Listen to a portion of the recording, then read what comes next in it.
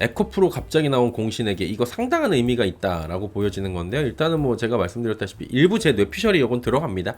제 분석이 다를 수도 있기 때문에 그 부분에 대해서는 알아서 이제 좀 체크를 하시면서 챙기시면 되고, 항상 말씀드리지만 좋은 것만 이렇게 쭉쭉쭉쭉 가져가시면 좋을 것 같습니다. 자, 한번 보도록 하죠. 어제 기사가 나왔어요. 에코프로가 750억 원 규모의 신종 교환 사채를 발행했다고 공시를 한 겁니다. 사채 만기일은 30년입니다. 지금부터. 야, 뭐 이렇게. 근데 요것만 보면 대박이에요. 표면 이자율 0%, 만기 이자율이 2%예요. 이것만 보면은 0.2%. 이거 오탄 것 같은데, 만기 이자율 2%인데 주식 총수 대비 0.61%. 이건 뭐냐면 750억 원을 이 에코프로의 전체의 시가총액 비율로 하면 0.61. 크지 않은 수준입니다. 에코프로에 4가지 공시가 떴는데, 그 뭐 하나는 그거예요. RSU 지급을 위해서 주식을 내 걸 팔아가지고 돈 만들어갖고 준다는 공시인데 그건 의미 없습니다. 그리고 주주들한테도 좀 주지, 뭐 이런 얘기들이 지금 나올 수 있겠죠. 중요한 거는 교환사채 발행 공시라는 거예요. 교환사채는 뭐냐면은 회사채의 형태로 발행이 되는데 일정 기간이 경과된 후에 보유자의 청구에 의해 발행회사가 보유 중인 다른 주식으로의 교환을 청구할 수 있는 권리. 한마디로 사채를 발행을 한 거고 이자도 지급을 하는 건데, 일정 기간이 지나갔고 약정 기간이 지나면 내가 주가가 더 올라가 있으면 나는 주식으로 바꿀게요 그래가지고 그 권리가 있으니까 주식으로 바꿔갖고 매도 때리고 나갈 수, 그 권리가 부여된 사채가 이제 교환사채라고 이야기를 합니다. 어렵죠? 이렇게 얘기하면. 그래갖고 이거 만들어서 어떻게 하는 건데. 그렇기 때문에 이번에는 이제 요 교환사채를 예를 들어가지고 공시를 보면서 설명을 해드리면 정확하게 좀 이해가 되실 것 같습니다. 이 기사에 나온 것도 너무 간략하고 조금 요거 잘못된 것도 있는 것 같고 그래가지고, 자, 요런 게 나왔습니다. 750억 원 규모고요. 그 다음에 요 보시면은 만기 이자율이 2%잖아요. 표면 이자율이 0%고 아까 이제 0.이라고 했는데 2가 맞습니다. 그리고 600억 원은 타법인 증권 취득자금. 요게 뭐냐면은 저기 에코프로 HN 관련이에요. 이게 750억 원이. 그렇게 보시면 될 것 같습니다. 그래갖고 이제 시설 자금으로도, 시설 자금이나 뭐 이런 걸로 쓰는 거고, 그 다음에 이제 채무 상황 자금으로도 쓴다라고 얘기가 나오는 겁니다. 일단 무지 길고 복잡해요. 이거 보면은 막 글씨도 촘촘하고 뭔 놈의 공시가 이렇게 나왔는지. 750억 원에 해당하는 교환사채를 발행한 거고요. 해당 금액은 에코프로 H에 대한 유상증자 비용으로 600억 원. 600억 원은 뭐 시설 투자고요. 150억 원은 채무 상환을 사용하는 용도입니다. 에코프로 H에는 유상증자를 2천 몇백억 원을 지급을 했죠. 그래가지고 에코프로가 이제 대주주로서 주주 배정인데 120%까지 참여를 해가지고 지금 에코프로 HN이 이 돈을 가지고 시설 투자도 하고, 그 다음에 여러 가지 뭐 매입하는 자금으로도 사용을 하고 그렇게 한다고 얘기가 나온 거예요. 거기에 이제 대주주로서 들어오는데, 제가 그때 말씀을 드렸다시피 120%를 들어올 수밖에 없었을 것 같아요. 이건 제 뇌피셜인데, 왜냐면 대주주주의를 유지를 하려면 지금 상황에서 에코프로가 안 들어오죠. 여기에 안 들어오면은 대주주주의를 잃게 될 거예요. 아마 30%가 안 될 거예요, 지분이. 그래서 이번에 120%까지 좀 세게 들어오는 거 아닌가라고 보여지게 되는 거고요. 쉽게 말해서 750억 원을 에코프로는 빌린 거예요.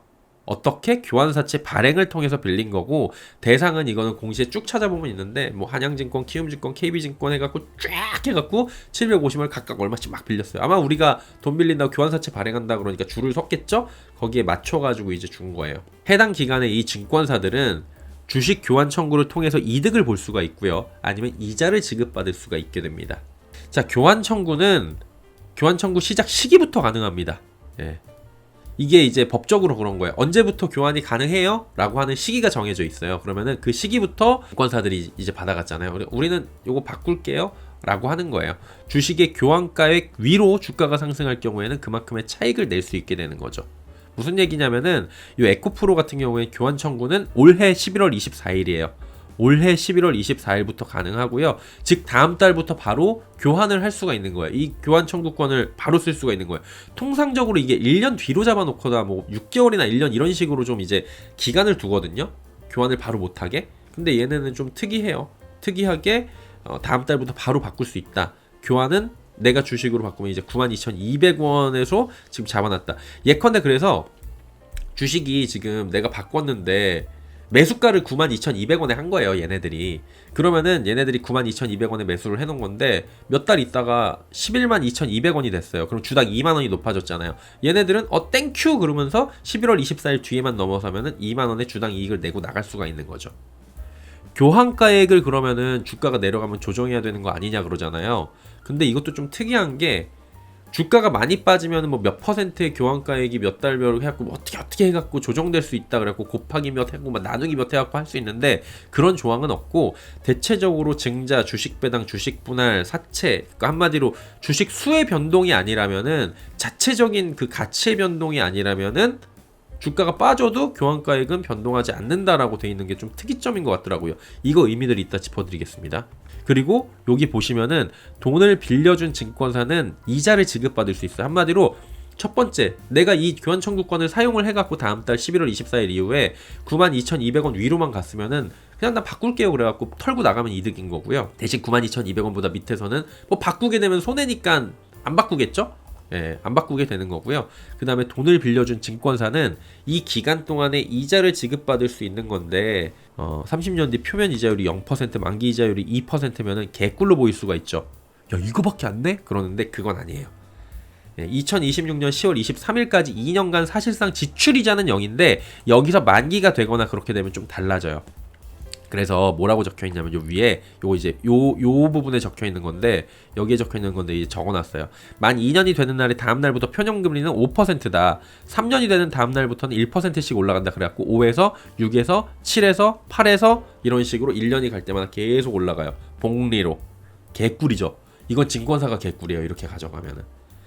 명확히 하자면 조정된 이자율은 조정된 당일부터 차회차 조정일 전일까지 하는 건데 그냥 1년에 1%씩 올라간다고 보면 됩니다. 이게 표면 금리고요. 그 다음에 만기 보장 수익률이 있어요. 그럼 이제 털고 나갈 때 끝낼 때 이제 만기 보장 수익률을 딱 그냥 정리를 하자면은 5, 6, 7이었잖아요. 근데 만기 보장 수익률은 2%가 가산이 됩니다. 여기다 더 주는 거예요. 그래가지고 연봉리 7%. 2026년에 우리가 만기 쳐갖고 나간다. 그러면은 이제 연봉리 7% 주는 거예요. 그 다음에 그 다음에다 8%, 9%. 시간이 지나면 지날수록 증권사는 엄청난 이득을 볼 수가 있는 그런 상황이 되는 거고요.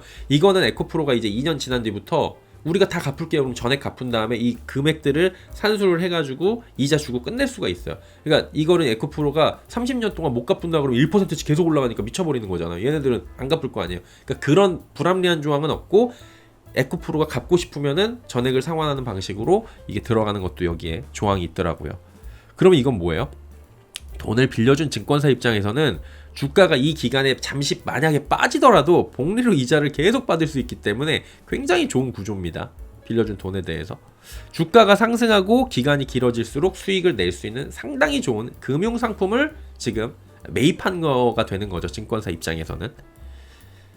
왜냐면 이게 7, 8, 9 이런 식으로 되니까 굉장히 큰 거잖아요. 근데 특징과 의미를 우리가 좀 살펴봐야 된다고요. 뭐냐면은 사채 주식 교환 시기가 1년 뒤가 아니라 당장 한 달 앞이에요. 그러면 야 너무 빨리 바꾸게 할 수 있는 거 아니야? 1년 정도인데 통상 그런 건데 교환가액을 현 주가 대비 1만원 그리고 이상 높게 잡아놨어요. 그러면 이 이상 충분히 주가가 갈 수 있다는 자신감을 드러낸 걸로 비춰줄 수가 있습니다. 이거 통상적으로. 그리고 교환사채의 경우엔 통상 주가가 현 주가 대비 일정 비율 이하로 빠지게 되면 아까 말씀드렸다시피 교환가율 조정이라는 걸 여기 공시를 놓는데 그게 없어요. 그러니까 주식 수가 늘어나는 건 당연한 거죠. 내가 100개를 가지고 있는 100개를 발행했는데 100만 원이면 한 주당 만 원인데 여기서 증자를 해갖고 101만 원이 되면 101개가 되면은 주식 가치는 떨어지는 거잖아요. 그런 거니까 그런 경우에만 그 비율만큼 낮추자는 거고 그 외에는 교환가액 조정이 별로 없어요. 그럼 뭐 서로 간에 익스큐즈가 됐다라는 거죠. 이거는 주가 하락에 대해서 사측도 그렇고요. 에코프로도 그렇고 돈을 빌려주는 증권사도 이 정도면은 만족하는 금액이다라고 본 게 92,200원이 아닐까라고 저는 약간의 확대 해석을 뇌피셜을 굴려서 할 테니까 이건 알아서 여러분이 판단을 하세요. 이 가격에 사채를 산 증권사도 개꿀이죠. 그렇게 생각을 했으니까 된 거예요. 가격도 가격인데 조건 자체가 그 개꿀이라는 거죠.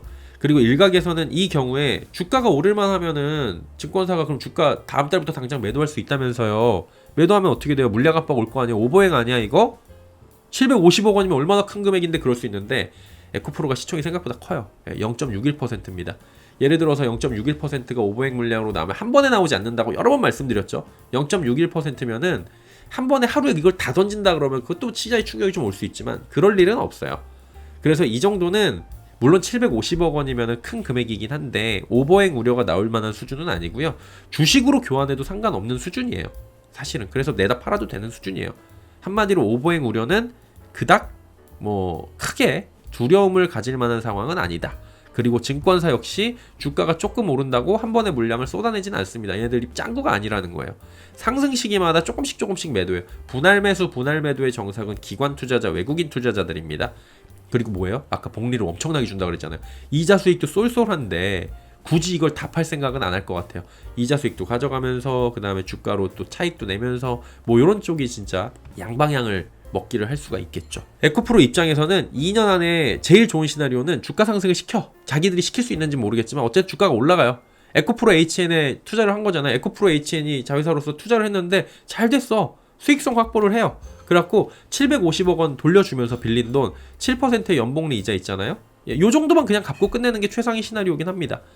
그러면 주가가 오르려면 어떻게 돼요? 에코프로 HN을 통한 사업 구조가 잘 진행돼야 되는 거고, 얘네들 에코프로 자체 본업도 잘 돼야 되는 거고, 업황도 줘야 되는 거고, 좋아져야 되는 거고, 이런 것들이 잘 이루어지게 된다면 증권사들은 주가가 그동안에 올라갈 거 아니에요. 그러면 차익 실현을 막 하면서 어느 정도 지분을 털어냈을 것이고, 그럼 지분을 털어냈으니까 뭐 절반 남았다고 치면 절반, 3분의 2가 남았다면 그거에 대해서 연봉리만 지급하면 되기 때문에 회사에서는 현금 지급 부담이 좀 줄어들게 되는 거고, 주식으로 팔아치운 거니까 조금 더 이제 회사 입장에서 보면 좀 부담이 덜게 되는 거고, 주주들 입장에서 어쨌든 오버행 우려가 좀 적다곤 하지만 좀 짜증나는 구조긴 합니다. 이게 사실은 그렇게 좋은 건 아니에요. 어쨌든 근데 주주들 입장에서 이것보다 더 중요한 게 뭐예요? 주가가 올라가고 회사가 발전하는 게 우선인데, 거기에 대해서는 지금 어느 정도의 자신감을 드러내지 않았나 라고 보여지는 거죠. 회사가 이런 사채를 발행할 때는 아무 생각 없이 발행하는 건 아니에요. 잘못 발행하면 망하는데 뭐. 나름의 계획이나 수익성, 그리고 향후 성공에 대한 자신감이나 여러 가지 시뮬레이션을 참 돌려본다라는 거죠. 그런 것들이 그리고 포함됐기 때문에 이런 결정이 나와서 공시가 나오는 게 아닐까라는 거고요. 그리고 이제 이번 결정이 이동채 회장 사면 뒤에 첫 행보 정도로 지금 여겨지고 있어요. 그래서 주주 배정 유상증자가 뭐냐 그 첫 행보로 이렇게 또 비판을 할 수가 있고, 저도 특히 에코프로 HN 같은 경우엔 적자 회사가 아닌데 유보도 좀 있는 걸로 알고 있는데 이걸 왜 이렇게까지 했을까라는 지적을 하는 거는 당연한 비판을 받아야 된다고 생각을 하고요. 다만 요 지금 교황사채권 발행 결정이나 이런 거 봤을 때는 전반적으로 구조나 그다음 증권사들이 받아들인 입장이나 이런 것들은 서로 간에 어느 정도 이해관계가 맞은 게 아닐까라고 지금 보여지고 있는 거고요. 지금 주의사항은 뭐냐면은 지금의 주가의 자신감 등의 표현으로 지금 해석이 되는 거잖아요. 전반적으로 보면 아마 다른 분들도 이렇게 많이 해석을 하실 수가 있을 것 같은데, 증권사 입장에서도 손해볼 수 없는 조건이라는 거는 사측한테 완벽하게 좋은 조건은 아니라는 거예요. 그리고 주주들 입장에서도 이게 완벽하게 좋은 조건은 아닌데 어쨌든 주가 상승이 첫 번째 목적이니까 주주들은 그래서 차익 실현인 거니까 그런 측면에서 보자면 좋은 건데, 나머지 입장에서 보면은 이거는 증권사 쪽에서 상당히 좋은 조건이다, 이런 부분을 봐야 되는 거고, 또 증자를 해주는 그룹 그 가족사가 이제 에코프로 HN이잖아요. 얘네들이 성공적으로 좀 잘 돼갖고 모기업에도 훈풍이 불 수 있는 구조가 빠르게 좀 자리 잡는 것들이 숙제로 남을 수가 있다라는 거죠. 정리하자면 증권사도 상당히 좋은 조건으로 사채를 발행한 거고, 이 조건으로 발행한 에코프로 역시 생각이 있었을 것이다, 이런 추정을 해볼 수가 있다는 겁니다.